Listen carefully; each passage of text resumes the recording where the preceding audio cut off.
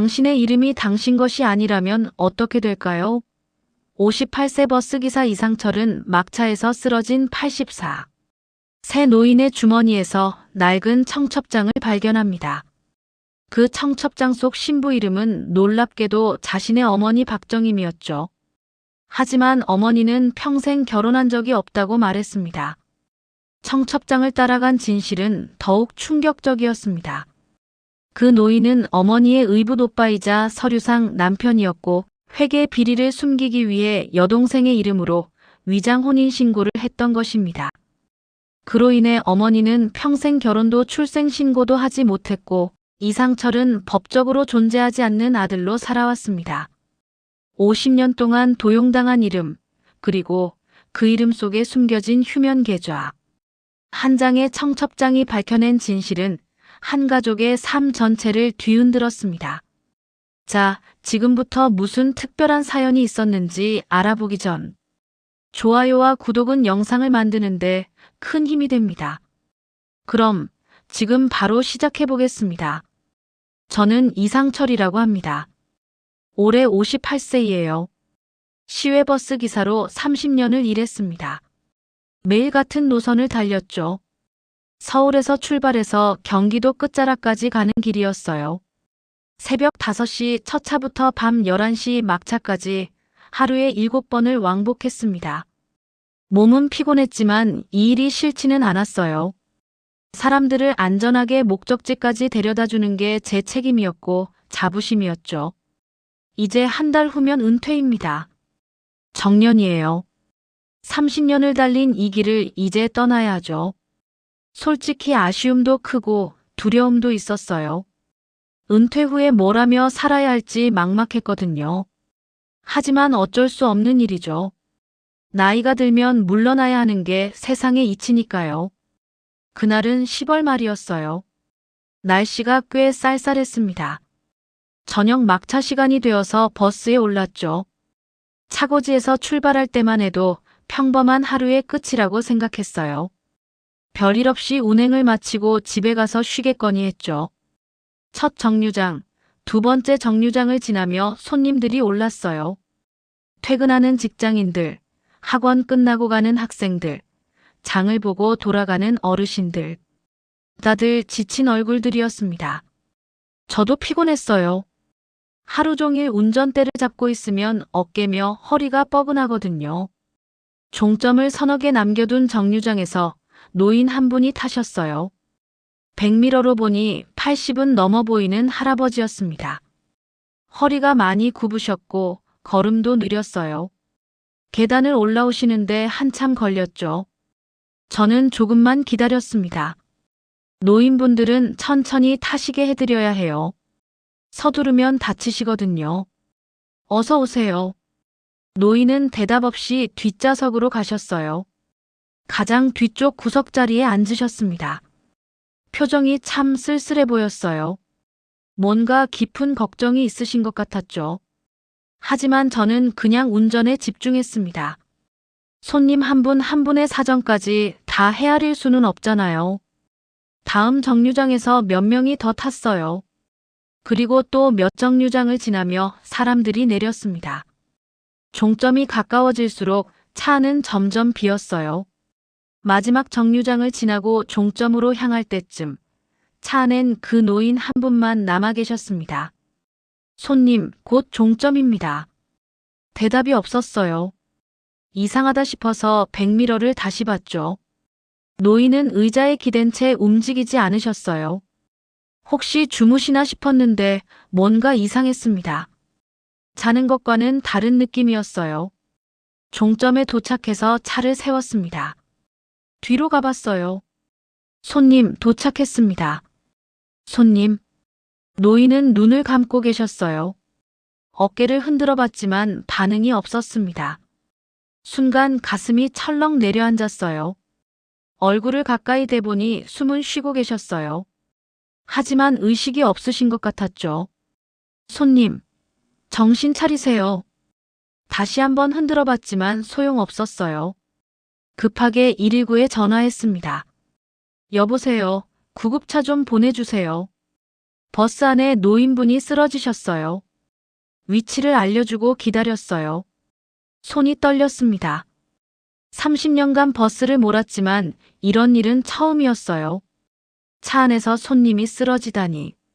심장이 두근거렸습니다. 10분쯤 지났을까요? 구급차가 도착했어요.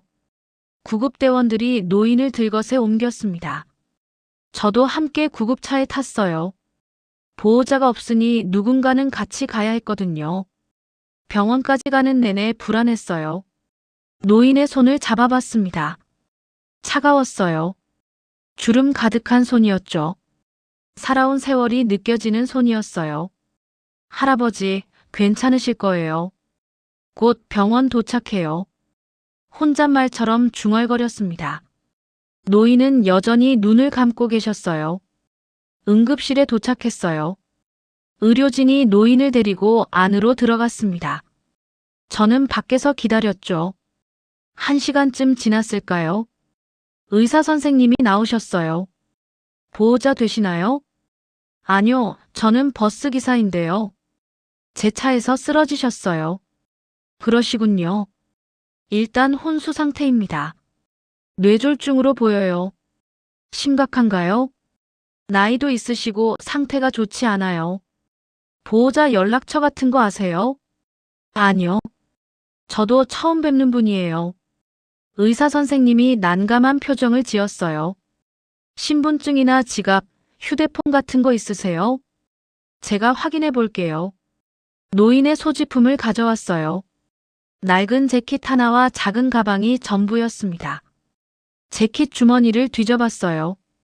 지갑이 없었어요. 휴대폰도 없었죠. 뭐가 있나 싶어서 안주머니까지 확인했습니다. 그때였어요. 종이 한 장이 떨어졌습니다. 바닥에 떨어진 종이를 집어들었죠. 낡은 청첩장이었어요. 종이가 누렇게 변해서 언제 것인지 모를 정도였습니다. 호기심에 펼쳐봤어요. 1972년 5월 17일 명동 예식장. 53년 전 청첩장이었어요. 신랑과 신부 이름이 적혀 있었습니다. 신랑 한도식, 신부 박정임. 박정임. 그 순간 숨이 멎는 것 같았어요. 박정임. 그건 제 어머니 이름이었습니다. 틀림없었어요. 성도 같고 이름도 똑같았죠. 손이 떨렸어요. 청첩장을 다시 봤습니다. 분명히 박정임이라고 적혀 있었어요. 하지만 어머니는 평생 결혼 안 했다고 하셨어요. 아버지에 대해서도 한 번도 말씀하신 적이 없었죠. 어렸을 때 친구들이 물어봤어요. 상철아, 너희 아버지는 뭐 하시니? 저는 대답할 말이 없었어요. 어머니께 물어보면 항상 같은 대답이었습니다. 아빠 이야기는 하지 마라. 옛날 일은 묻지 마. 그래서 저는 물어보지 않았어요. 어머니가 싫어하시는 질문이었으니까요. 대신 어머니가 아버지 없이 저를 키우신 거라고 생각했죠. 미혼모였다고 여겼어요. 하지만 이 청첩장은 뭐죠? 어머니가 결혼을 했다는 건가요? 그럼 이 한도식이라는 사람이 제 아버지인 건가요? 머리가 복잡했어요. 간호사분이 다가왔습니다. 보호자 찾으셨어요? 아니요. 아직이요. 신분증 같은 거라도 있으면 좋을 텐데요. 네, 계속 찾아볼게요. 간호사가 가고 나서 다시 청첩장을 봤어요. 한도식. 이 이름을 어디서 들어본 것 같았습니다. 아주 오래전에 어머니가 누군가를 그리워하듯 말씀하셨던 기억이 났어요. 엄마한테 오빠가 있었어. 착한 오빠였지. 근데 어느 날 갑자기 사라졌어. 실종됐어. 오빠. 맞아요. 어머니는 오빠 이야기를 가끔 하셨어요. 하지만 자세한 건 절대 말씀하지 않으셨죠. 물어보면 옛날 일이야 라고만 하셨습니다. 혹시 그 오빠가 한도식일까요? 하지만 청첩장엔 신랑과 신부라고 적혀 있어요. 남매가 왜 결혼을 한다는 거죠? 말이 안 되잖아요. 병실로 노인이 옮겨졌어요. 저도 따라갔습니다. 침대에 누운 노인을 바라봤어요. 주름진 얼굴, 백발, 마른 몸. 이 사람이 정말 어머니와 무슨 관계였을까요? 한참을 그렇게 서 있었어요. 그때였습니다. 노인의 입술이 미세하게 움직였어요. 뭐라고 중얼거리는 것 같았죠. 귀를 가까이 대봤습니다. 정임아. 미안하다. 정임아. 정임. 어머니 이름이었어요. 노인은 분명히 어머니 이름을 불렀습니다. 심장이 쿵쾅거렸어요. 이 사람은 누구일까요? 왜 어머니 이름을 부르는 걸까요? 밤이 깊었어요. 병원에서 나와 집으로 돌아갔습니다. 차를 몰고 가는 내내 청첩장 생각만 났어요. 집에 도착해서도 잠을 이룰 수 없었습니다. 침대에 누웠지만 눈이 말똥말똥했어요. 청첩장을 다시 꺼내서 봤어요. 명동 예식장. 1972년 5월 17일. 그날 무슨 일이 있었던 걸까요? 어머니가 정말 결혼하신 건가요? 다음 날 아침 일찍 일어났어요. 출근 시간이었지만 오늘은 쉬기로 했습니다. 회사에 전화해서 개인 사정이 있다고 했죠. 30년 동안 거의 빠진 적이 없었던 저였기 때문에 팀장님도 흔쾌히 허락해 주셨어요. 어머니 댁으로 향했습니다. 어머니는 혼자 사세요. 작은 원룸이에요. 아버지 없이 저를 키우시느라 평생 고생만 하셨죠. 제가 취직하고 나서 들인 집이에요. 크진 않지만 깨끗하고 따뜻한 곳이었습니다. 문을 두드렸어요. 어머니, 저예요. 안에서 어머니 목소리가 들렸습니다. 상철아, 이 아침부터 웬일이야? 들어와. 문을 열고 들어갔어요. 어머니는 아침 식사 준비를 하고 계셨습니다. 김치찌개 끓는 냄새가 났어요. 밥 먹었니? 아직이요. 그럼 같이 먹자. 앉아. 밥상을 차려주시는 어머니를 봤어요. 78살이신데도 정정하세요. 허리가 조금 굽으셨지만 건강하신 편이죠. 평생 고생하시며 사셨는데도 병치레 한 번 안 하셨어요. 함께 밥을 먹었습니다. 김치찌개가 맛있었어요. 어머니 손맛이었죠. 무슨 일 있니? 표정이 안 좋은데. 어머니, 제가 보여드릴 게 있어요. 뭔데? 가방에서 청첩장을 꺼냈어요. 천천히 어머니께 내밀었습니다. 어머니는 청첩장을 받아들었어요. 펼쳐보시더니 얼굴이 하얗게 질렸습니다. 수저를 떨어뜨리셨어요.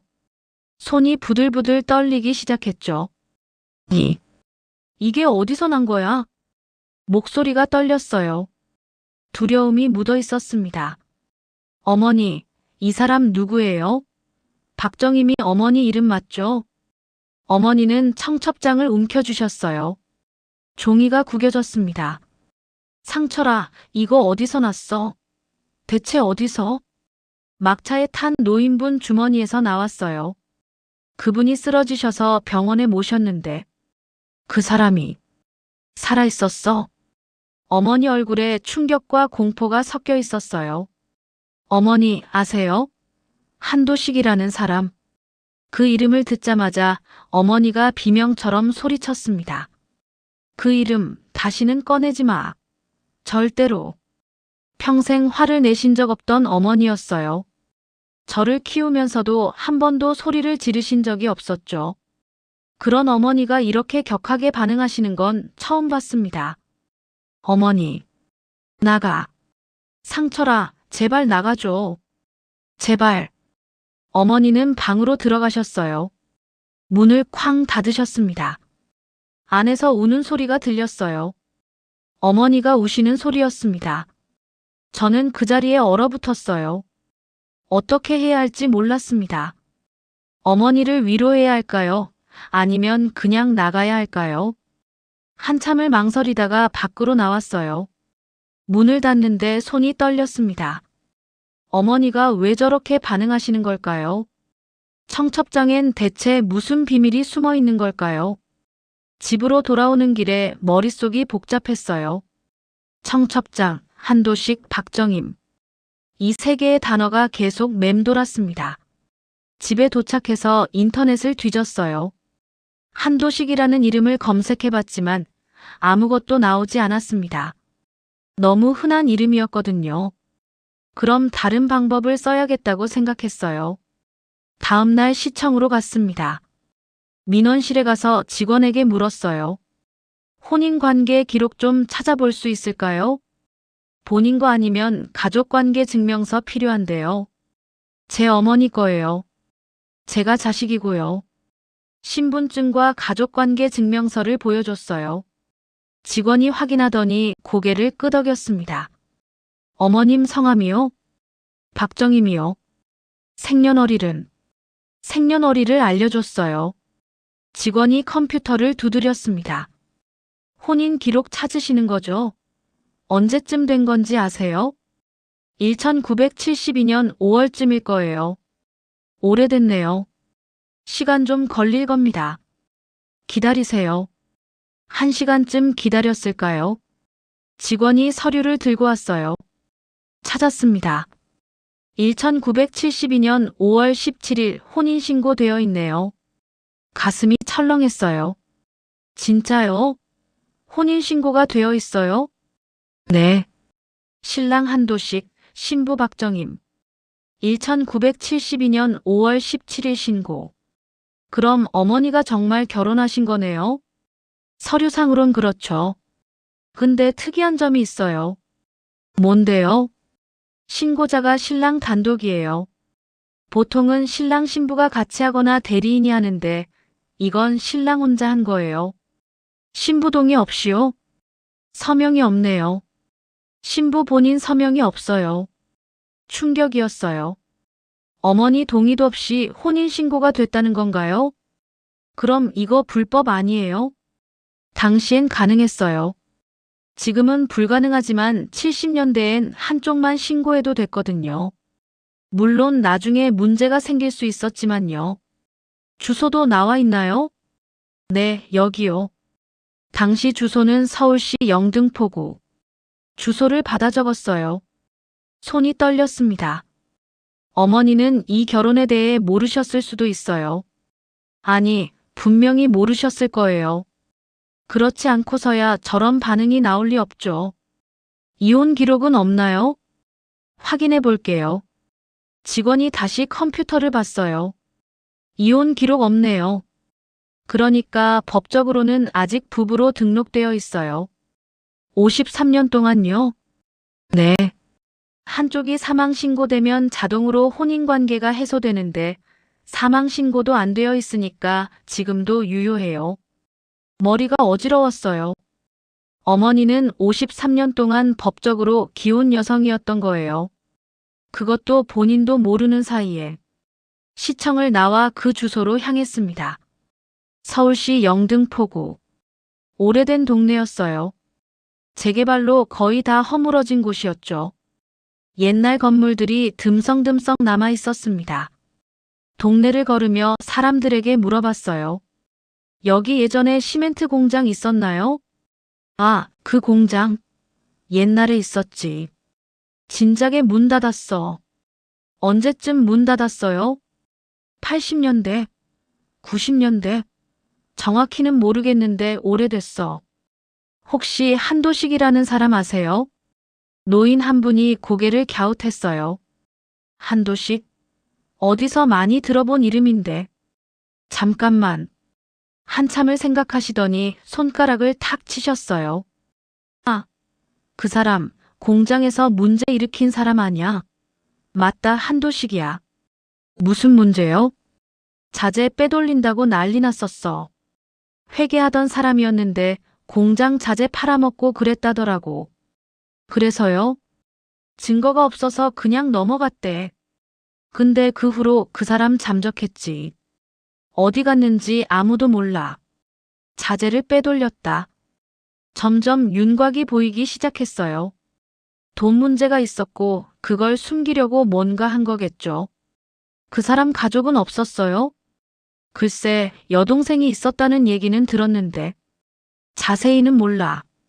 여동생요? 의붓남매였다고 했나? 정확하진 않지만 그런 소문이 있었어. 의붓남매. 그 단어가 귓가에 꽂혔습니다.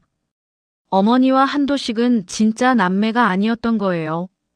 더 많은 정보를 얻어야 했어요. 동네를 더 돌아다니며 물어봤습니다. 오래 사신 분들을 만나면 한도식에 대해 물었죠. 한 부동산에 들어갔어요. 사장님이 나이가 지긋하셨습니다. 여기 오래 사셨어요? 50년 넘게 살았지. 왜? 한도식이라는 사람 혹시 기억하세요? 부동산 사장님 얼굴이 일그러졌어요. 그 나쁜 놈. 왜 그 사람 찾아? 개인적으로 찾아야 할 일이 있어서요. 그 사람 진짜 악질이었어. 여동생 이름 도용해서 온갖 짓 다 했지. 여동생 이름을요? 흥. 계좌도 만들고 심지어 혼인신고까지 했다더라고. 말이 되냐? 남매끼리 혼인신고를. 왜 그랬을까요? 돈 숨기려고 그랬겠지. 여자 명의가 필요했나 봐.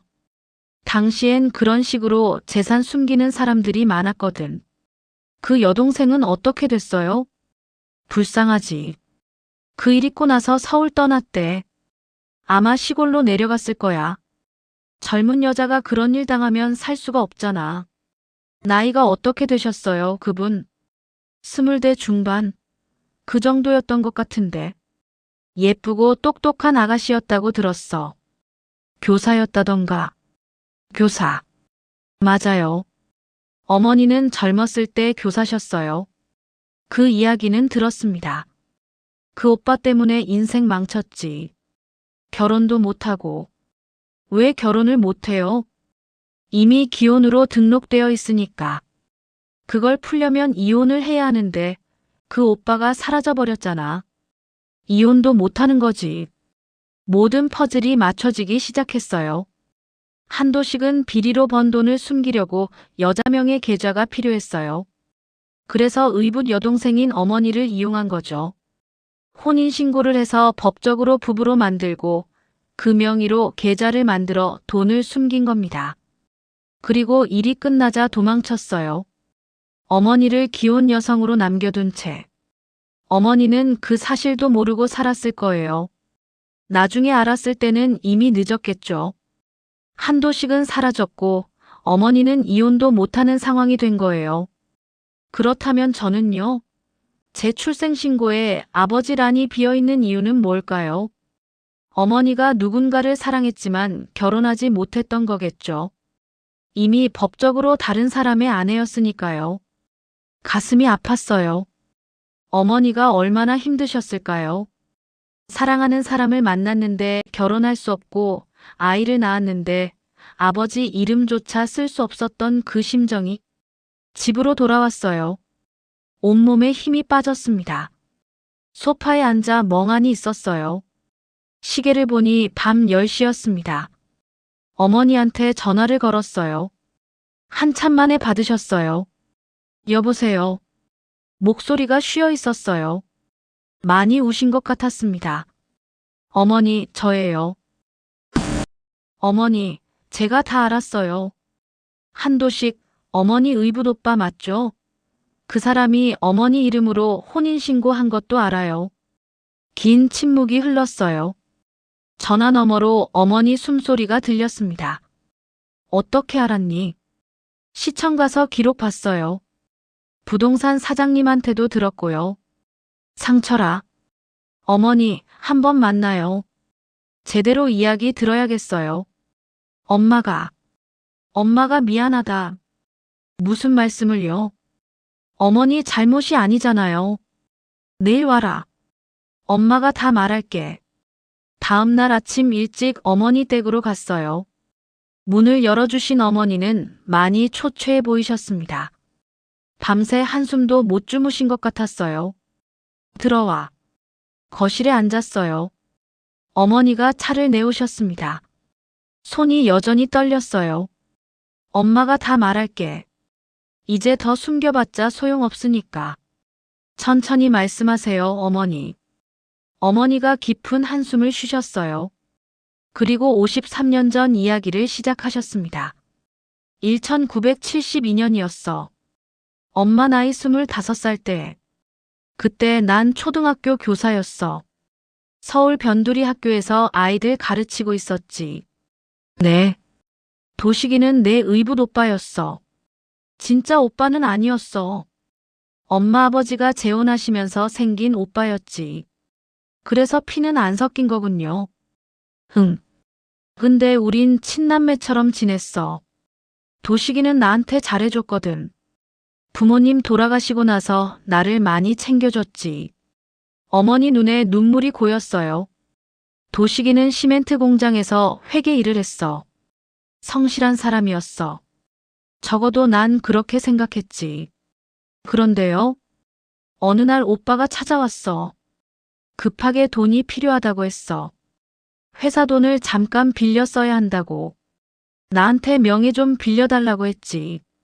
그래서 빌려주신 거예요? 응. 난 오빠를 믿었어. 금방 갚는다고 했으니까. 그래서 도장을 줬지. 계좌 만드는 줄만 알았어. 어머니 목소리가 떨렸어요. 근데 몇 달 후에 알았어. 내가 기혼이 됐다는 걸. 친구가 알려줬어. 시청에서 일하는 친구였는데 우연히 내 이름 보고 알려준 거야. 그때 어떻게 하셨어요? 오빠를 찾으려고 했지. 근데 연락이 안 됐어. 공장에 가보니까 오빠는 이미 그만뒀대. 어디 갔는지 아무도 몰랐어. 실종된 거네요. 흥. 나중에 알았어. 오빠가 공장 자재를 빼돌렸다는 걸. 그 돈을 숨기려고 내 이름을 쓴 거지. 혼인신고를 하면 배우자 명의로 재산을 둘 수 있잖아. 그래서 어머니를 이용한 거군요. 그렇지. 난 완전히 속은 거야. 오빠를 믿었는데 배신당한 거지. 어머니가 눈물을 흘렸어요. 53년 전 일인데도 여전히 아픈 상처였습니다. 그때 학교에 좋아하는 사람이 있었어. 같은 교사였어. 국어 선생님이었지. 너희 아버지야. 그분이 제 아버지세요? 응. 착한 사람이었어. 우린 서로 좋아했고 결혼 약속까지 했었어. 부모님께 인사도 드렸지. 그런데 결혼을 못 하신 거네요. 혼인신고 사실을 알고 나서 결혼을 할 수가 없었어.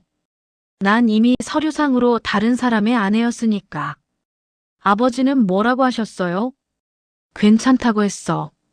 이혼하고 다시 하면 된다고. 같이 도식이를 찾아보자고 했지. 어머니가 한숨을 쉬셨어요. 근데 도식이는 나타나지 않았어. 몇 년을 기다렸지만 소용없었어. 결국 너희 아버지는 포기했어. 그 사람도 나이가 있었고 가족들이 재촉했거든. 헤어지신 거군요. 흥. 그런데 그때 너를 가졌다는 걸 알았어. 넌 우리 사랑의 결실이었어. 하지만 난 기혼 여성이었고 이혼도 못하는 상황이었지. 그래서 제 출생신고에 아버지란이 비어있는 거였군요. 미안하다 상철아. 너한테 제대로 된 가족도 못 만들어줬어. 아버지 얼굴도 못 보게 했고. 저는 어머니 손을 꽉 잡았어요. 어머니, 잘못하신 게 없어요. 어머니가 피해자시잖아요. 그래도 넌 힘들었을 텐데. 친구들이 놀리기도 했겠지. 솔직히 어렸을 때는 힘들었어요. 아버지 없다는 이유로 친구들한테 놀림받기도 했죠. 하지만 어머니가 이런 사연이 있었는지는 몰랐습니다. 괜찮았어요. 어머니가 계셨으니까요. 고마워 아들. 한도식은 왜 그랬을까요? 정말 돈 때문이었나요? 그랬을 거야. 공장에서 자재를 빼돌렸다는 소문 들었어. 그 돈을 숨기려고 내 이름을 쓴 거지. 여자 명의가 필요했나 봐. 그럼 그 돈은 어떻게 됐어요? 계좌는 어떻게 됐고요? 모르지. 나도 찾지 못했어. 도식이가 다 가져갔거나 어디 숨겨놨겠지. 그 사람 지금 병원에 있어요. 혼수 상태예요. 어머니 얼굴이 굳어졌어요. 보고 싶지 않아. 평생 보고 싶지 않았어. 이해해요, 어머니. 그날 어머니와 오래 이야기했어요. 53년 동안 숨겨왔던 상처들이 쏟아져 나왔습니다. 어머니는 많이 우셨어요. 저도 울었어요. 어머니가 얼마나 힘드셨을지, 얼마나 외로우셨을지 상상이 됐거든요. 저녁이 되어서야 집으로 돌아왔어요. 몸은 피곤했지만 잠이 오지 않았습니다. 침대에 누워 천장을 바라봤어요. 어머니의 청춘은 한도식 때문에 완전히 뒤틀렸어요. 사랑하는 사람과 결혼하지 못했고 아이를 혼외자로 낳아야 했죠. 평생 혼자 살았어요. 다 한도식 때문이었습니다. 분노가 치밀었어요. 한도식에 대한 분노, 그리고 세상에 대한 분노. 왜 이렇게 억울한 일이 벌어져야 했을까요? 어머니가 무슨 잘못을 했다고요? 다음 날 병원으로 갔어요. 한도식을 봐야겠다고 생각했습니다. 병실에 들어가니 노인은 여전히 침대에 누워 계셨어요. 의식은 돌아왔다고 했습니다. 침대 옆에 섰어요. 한도식이 저를 봤습니다. 눈빛에 놀람이 서렸어요. 당신, 누구시오? 이상철입니다. 박정임의 아들이에요. 그 말을 듣자 노인 얼굴이 일그러졌어요. 눈물이 흘렀습니다. 정임이가 아들을. 네, 저예요. 어머니가 낳으신 아들. 내가 죄인이요. 노인이 떨리는 손으로 얼굴을 가렸어요. 왜 그러셨어요? 왜 어머니한테 그러셨어요? 미안하오. 미안하다고 끝나는 게 아니에요. 어머니는 53년 동안 고통받으셨어요. 결혼도 못하셨고 사랑하는 사람과도 헤어지셨어요. 저도 평생 아버지 없는 자식으로 살았고요. 노인이 흐느꼈어요. 돈이 그렇게 중요했어요? 여동생 인생보다, 가족보다. 내가 악마였소. 진짜 악마였어. 그 돈은 어디 있어요? 어머니 이름으로 만든 계좌. 그 돈 어떻게 됐어요? 노인이 힘겹게 말했습니다. 서랍, 내 짐, 편지 있소. 뭐라고요? 편지. 정임이한테 전해줘. 간호사를 불러 노인 소지품을 가져달라고 했어요. 작은 가방이 왔습니다. 열어보니 낡은 옷가지와 작은 서랍이 있었어요. 서랍을 열었어요. 봉투 하나가 들어있었습니다. 봉투 겉면에 정임에게라고 손으로 써 있었어요. 이거요? 그거. 봉투를 열었습니다. 편지 한 장과 오래된 통장이 들어있었어요. 편지를 펼쳤습니다. 글씨가 삐뚤삐뚤했어요. 노인이 떨리는 손으로 쓴 것 같았죠. 정임아, 내가 너한테 할 수 있는 말은 미안하다는 것밖에 없구나. 난 내 오빠 자격도 없는 놈이었어. 53년 전 내가 저지른 일, 평생 후회하며 살았다. 너를 이용했고 내 인생을 망쳤지. 내가 날 용서하지 않아도 당연해. 난 용서받을 자격이 없는 인간이니까. 내가 훔친 건 돈이 아니라 내 인생 그 자체였어. 내 청춘, 내 사랑, 내 가족. 다 내가 빼앗았지. 이 통장에 남은 돈 다 내 거야. 내가 내 이름으로 번 돈이니까. 얼마 되지 않겠지만 그래도 받아줘. 용서는 바라지 않아. 그냥 이걸 받고 남은 인생이라도 행복하게 살아줘. 정말 미안하다 정임아. 평생 미안했어. 마이너스 도식. 편지를 읽으며 눈물이 났어요. 한도식도 평생 죄책감에 시달렸나 봐요. 하지만 그게 어머니의 고통을 덜어줄 수는 없었죠. 통장을 봤습니다. 박정임 명의였어요. 대한은행. 마지막 거래 일자가 1973년이었습니다. 52년 전이죠. 잔액란에 숫자가 적혀 있었어요. 이 돈. 다 정임이고요. 내가 공장에서 빼돌린 돈. 다 그 계좌에 넣었소. 왜 이제야 내놓는 거예요? 53년 동안 뭐 했어요? 용기가 없었소. 너무 부끄러워서. 어머니는 53년 동안 고통받으셨어요. 그 용기 없다는 핑계로 어머니를 더 괴롭힌 거예요. 노인은 대답하지 못했어요. 그냥 눈물만 흘렸습니다. 병원을 나왔어요. 편지와 통장을 들고 걸었습니다. 뭔가 무거운 게 제 손에 쥐어진 것 같았어요. 이건 단순한 돈이 아니었어요. 어머니의 인생이었죠. 집에 와서 통장을 자세히 봤어요. 계좌번호, 명의자 이름, 개설 날짜. 모든 게 52년 전 그대로였습니다. 다음 날 은행을 찾아갔어요.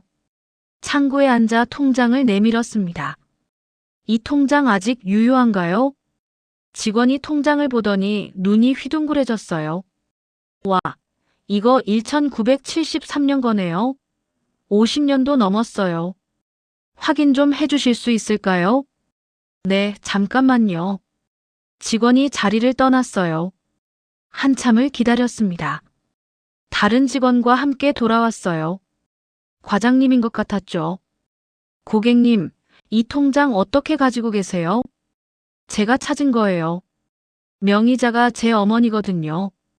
명의자분이 직접 오셔야 해요. 본인 확인이 필요합니다. 계좌는 살아있나요? 과장님이 컴퓨터를 봤어요. 네, 휴면 계좌로 분류됐지만 유효해요. 명의자가 본인 확인하면 찾을 수 있어요. 얼마나 남아있는데요? 원금하고 이자 포함해서. 잠깐만요. 계산기를 두드렸어요. 52년 동안 복리로 이자가 붙었으니까. 상당히 되네요. 금액을 말해줬어요. 생각보다 큰 돈이었습니다. 5천만 원이 넘었어요. 명의자분 모시고 오세요. 신분증하고 도장 가져오시면 돼요. 은행을 나와 고민했어요. 이걸 어머니께 말씀드려야 할까요? 어머니가 원하실까요? 돈이 문제가 아니에요. 그 이름이 문제죠. 53년 동안 도용당한 이름. 그 이름으로 만들어진 계좌. 어머니가 그 이름으로 다시 서명하는 순간 과거의 상처를 인정해야 해요. 그게 얼마나 고통스러울까요? 며칠을 고민했어요. 밤마다 잠을 설쳤습니다. 결국 결정했어요. 어머니께 알려드려야 한다고. 이건 어머니 것이니까요. 어머니 이름으로 된 거니까. 어머니 댁에 갔어요. 조심스럽게 통장과 편지를 꺼냈습니다. 어머니, 이것 좀 보세요. 어머니가 편지를 읽으셨어요. 손이 떨렸습니다. 눈물이 뚝뚝 떨어졌어요. 이게 도식이가 남긴 거야? 네. 한도식이 어머니한테 드리라고 했어요. 어머니가 통장을 봤습니다. 자신의 이름을 한참 바라보셨어요. 내 이름. 은행에서 찾을 수 있대요. 어머니가 직접 가시면 돼요. 신분증하고 도장만 가져가시면요. 어머니는 대답하지 않으셨어요. 그냥 통장을 쥐고 계셨습니다. 천천히 생각하세요, 어머니. 급하지 않아요. 상처라 난. 그 돈을 받고 싶은지 모르겠다. 왜요? 그 돈은 내 인생의 대가 같아. 내가 잃어버린 모든 것의 값어치 같은 거지. 그걸 받는다는 게 마음이 복잡해. 어머니, 그 돈은 원래 어머니 거예요. 어머니 이름으로 된 거잖아요. 그래도 이건 돈이 아니에요. 어머니 이름이에요. 53년 동안 도용당한 어머니 이름을 되찾는 거예요. 어머니가 저를 봤어요. 눈물 어린 눈으로. 정말 그렇게 생각하니? 네, 어머니. 이건 어머니가 되찾아야 할 거예요. 그날은 그렇게 헤어졌어요. 어머니는 통장을 가방에 넣으셨습니다. 일주일쯤 지났을까요? 어머니한테서 전화가 왔어요. 상철아, 같이 가줄래? 은행에. 정말요? 찾으실 거예요? 응. 내 말이 맞는 것 같아. 이건 내 이름이니까. 되찾아야지. 네, 어머니. 제가 모시고 갈게요. 다음 날 어머니를 모시고 은행에 갔어요. 어머니는 한참을 입구에서 망설이셨습니다. 들어가요, 어머니. 제가 옆에 있어요. 손을 잡고 안으로 들어갔어요. 창구에 앉았습니다. 직원이 통장을 확인했어요. 명의자분 맞으시죠? 신분증 좀 보여주세요. 어머니가 떨리는 손으로 신분증을 내셨어요. 직원이 확인하고 서류를 내밀었습니다. 여기 서명하시면 돼요. 본인 확인 절차예요. 어머니는 펜을 들었지만 쓰지 못하셨어요. 손이 너무 떨렸습니다. 괜찮아요, 어머니. 천천히 하세요. 저는 어머니 어깨에 손을 올렸어요. 어머니가 힘을 내셨습니다. 천천히 서명하셨어요. 박정임. 자신의 이름을 쓰는데 눈물이 떨어졌어요. 종이 위로 눈물이 번졌습니다. 됐습니다. 입금은 어느 계좌로 해드릴까요? 새 통장을 만들었어요. 이번엔 진짜 어머니 것이었습니다. 현금으로 받을 수도 있었지만 통장으로 받기로 했어요. 입금 완료됐습니다. 확인해 보세요. 어머니가 통장을 받아들었어요. 새로 찍힌 잔액을 보셨습니다. 5,200만 원. 52년 동안 쌓인 돈이었어요. 은행을 나왔어요. 밖은 화창했습니다. 가을 햇살이 따뜻했어요. 어머니, 괜찮으세요? 흥. 이상하게 마음이 후련하네. 뭔가 짐을 내려놓은 것 같아. 그러시겠어요. 이제 어머니 이름 되찾으신 거니까요. 그래, 내 이름. 53년 만에. 어머니가 웃으셨어요. 오랜만에 보는 진짜 미소였습니다. 그날 저녁 함께 밥을 먹었어요. 어머니가 좋아하시는 칼국수 집에 갔죠. 김치도 맛있고 국물도 시원했어요. 상철아, 고마워. 제가 뭐려. 내가 아니었으면 난 평생 몰랐을 거야. 그 돈이 있는지도, 내 이름을 되찾을 수 있는지도. 어머니 거였어요. 원래. 그래도 내가 찾아줬잖아. 넌 효자야. 밥을 먹으며 이야기했어요. 어머니는 그 돈으로 뭘 할지 고민 중이라고 하셨어요. 작은 집 하나 살까봐. 여기보단 좀 더 나은 곳으로. 좋죠. 제가 같이 알아볼게요. 고마워, 아들. 하지만 아직 끝나지 않았어요. 법적인 문제가 남아 있었습니다. 혼인관계를 정리해야 했어요. 며칠 후 법무사를 찾아갔어요.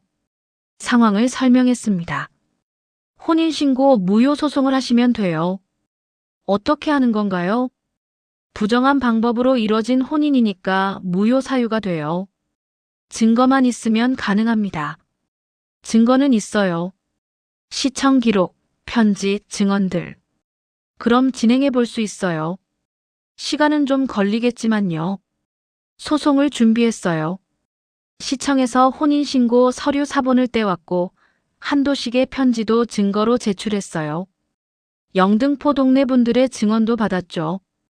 법무사가 서류를 정리했어요. 이 정도면 충분해요. 신부 동의 없이 이뤄진 혼인이고 사기 목적이었다는 게 명백하니까요. 얼마나 걸릴까요? 몇 달은 걸릴 거예요. 법원 일정도 있고. 기다렸어요. 한 달, 두 달. 그 사이 한도식 상태가 악화됐다는 연락이 왔습니다. 병원으로 갔어요. 노인은 거의 의식이 없었어요. 침대 옆에 섰습니다. 노인의 손을 잡았어요. 차가웠습니다. 한도식 씨. 노인이 희미하게 눈을 떴어요. 어머니 이름 되찾았어요. 돈도 찾았고요. 이제 어머니 이름은 어머니 거예요. 노인 눈에서 눈물이 흘렀습니다. 입술이 움직였어요. 전 어머니한테 고마운 거예요. 당신한테가 아니라. 정임이. 행복하게. 해줘. 어머니는 행복하실 거예요. 이제 자유로우시니까. 그게 마지막 대화였어요. 사흘 후 한도식은 세상을 떠났습니다. 84세였어요. 장례식엔 아무도 오지 않았어요. 저 혼자 지켰습니다. 어머니께 연락드렸지만 오지 않으셨어요. 당연했죠. 장례식장에 홀로 앉아 있었어요. 노인의 영정 사진을 봤습니다. 젊었을 때 사진이었어요. 30대쯤 되어 보이는 남자였죠. 웃고 있었어요. 이 사람도 한때는 젊고 희망찼을 거예요. 하지만 어느 순간 잘못된 선택을 했죠. 그리고 그 대가를 평생 치렀습니다. 어머니도 저도 한도식 자신도 미워할 수만은 없었어요. 그도 자신의 죄를 알고 있었으니까요. 평생 죄책감에 시달렸으니까. 편히 쉬세요. 영정에 절을 했어요. 장례를 치르고 화장장으로 향했습니다. 유골은 납골당에 모셨어요. 이름 없는 무덤이었습니다. 집으로 돌아오는 길이었어요. 해가 지고 있었습니다. 노을이 아름다웠어요. 어머니한테 전화했습니다. 어머니, 한도식 장례 치렀어요. 이제 다 끝났어요. 그래. 정말 끝났구나. 네, 어머니. 며칠 후 법원에서 연락이 왔어요. 혼인신고 무효가 인정됐다고 했습니다. 판결문을 받으러 갔어요. 원고 승소입니다. 혼인신고는 무효로 판결났어요. 감사합니다. 서류를 들고 어머니께 갔어요. 문을 열어주신 어머니께 서류를 내밀었습니다. 어머니, 끝났어요. 이제 법적으로도 그 결혼은 없던 일이에요. 어머니가 서류를 받아들었어요. 읽으시더니 눈물을 흘리셨습니다. 정말 끝난 거야? 네, 어머니. 이제 어머니는 자유세요. 어머니가 저를 안았어요. 꽉 안으셨습니다. 어머니 어깨가 떨렸어요. 내 이름이 드디어 내 거구나. 53년 만에. 저도 어머니를 안았어요. 58년을 살면서 어머니를 이렇게 안아본 적이 별로 없었습니다. 사랑해요, 어머니. 나도 사랑한다, 아들아. 그날 저녁 어머니가 말씀하셨어요. 상철아, 너희 아버지 찾아볼까 생각 중이야. 진짜요? 응. 53년이 지났지만 한번 만나보고 싶어. 사과라도 하고 싶고. 찾을 수 있을까요? 모르지. 그래도 한번 해보려고. 어머니는 옛 학교 동창들한테 연락하기 시작하셨어요. 교사 동창회가 있다는 걸 알았고 거기서 정보를 얻으셨죠. 몇 주 후 소식이 왔어요. 상철아, 너희 아버지 찾았어. 정말요? 어디 계세요? 부산에 사신대. 재혼하셨고 자식들도 있고. 복잡한 감정이 들었어요. 아버지가 새 가정을 꾸리셨다니. 하지만 이해했어요. 그분도 인생이 있으셨을 테니까요. 만날 수 있을까요? 편지 보냈어. 답장 기다리는 중이야. 일주일 후 답장이 왔어요. 아버지는 만나고 싶다고 하셨습니다. 어머니와 저, 그리고 아버지. 셋이 만나기로 했어요. 한 달 후 부산으로 갔습니다. 기차를 타고 내려갔어요. 어머니는 긴장하고 계셨습니다. 괜찮으세요, 어머니? 떨리네. 53년 만에 보는 거니까. 해운대 근처 카페로 갔어요. 약속 장소였습니다. 들어가니 한 남자분이 앉아 계셨어요. 일은 넘어 보이셨지만 정정하셨어요. 흰 머리카락, 주름진 얼굴. 하지만 눈빛은 여전히 맑았습니다. 정임 씨. 오래간만이에요. 두 분이 마주 앉으셨어요. 저는 조금 떨어진 자리에 앉았습니다. 두 분만의 시간을 드려야 할 것 같았거든요. 이 아이가 우리. 네. 제 아들 상철이에요. 아버지가 저를 보셨어요. 눈물이 그렁그렁했습니다. 미안하다, 아들. 아버지가 미안하다. 아니에요. 아버지 잘못이 아니에요. 아버지가 고개를 숙이셨어요. 그날 우리는 오래 이야기했어요. 53년의 공백을 메우는 시간이었습니다. 아버지는 어머니를 오래 기다렸다고 하셨어요. 5년을 기다렸대요. 하지만 소식이 없었고 결국 부모님 권유로 재혼하셨다고. 용서해 주세요, 정임 씨.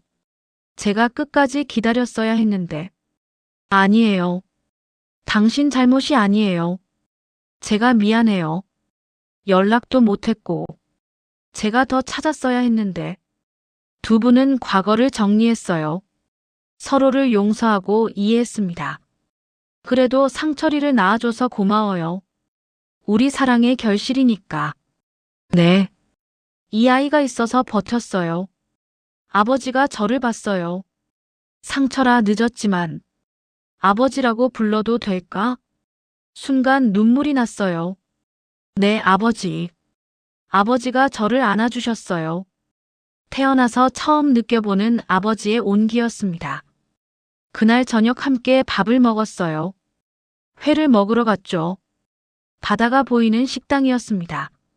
아버지, 가족분들은 괜찮으세요? 저희 만나는 거 설명했어. 다들 이해해줬어. 과거의 일이니까. 아버지가 오해받으실까봐 걱정됐어요. 괜찮아. 나도 이제 70인데 뭐가 두렵겠니? 그저 너를 만날 수 있어서 기쁘다. 저는 58년 만에 아버지를 만났어요. 늦었지만 가족이 됐습니다. 부산에서 이틀을 머물렀어요. 아버지와 많은 이야기를 나눴습니다. 서울로 돌아오는 기차 안에서 어머니가 말씀하셨어요. 후련하다. 정말로. 그러시겠어요. 53년의 짐을 다 내려놓은 것 같아. 이제 새로 시작하세요, 어머니. 그래야지. 계절이 바뀌었어요. 가을이 가고 겨울이 왔습니다. 어머니는 새 집으로 이사하셨어요. 작지만 따뜻한 집이었죠. 그리고 제 은퇴일이 다가왔어요. 30년간 몰았던 마지막 운행이었습니다. 막차 시간이었어요. 버스에 올라 운전대를 잡았습니다. 이게 마지막이구나. 감회가 새로웠어요. 노선을 달렸어요. 익숙한 길이었습니다. 눈 감고도 갈 수 있는 길이었죠. 손님들이 타고 내렸어요. 평범한 하루의 끝이었습니다. 종점에 도착했어요. 마지막 손님이 내리고 차 안은 텅 비었습니다. 엔진을 끄고 의자에 앉았어요. 가방에서 청첩장을 꺼냈어요. 아직 가지고 있었습니다. 구겨졌지만 여전히 남아 있었죠. 펼쳐봤어요. 1972년 5월 17일 명동 예식장. 신랑 한도식, 신부 박정임. 이 한 장의 종이가 모든 걸 바꿨어요. 53년의 비밀을 밝혔고 어머니의 이름을 되찾았죠. 정임아, 미안하다. 한도식의 목소리가 귓가를 스치는 것 같았어요.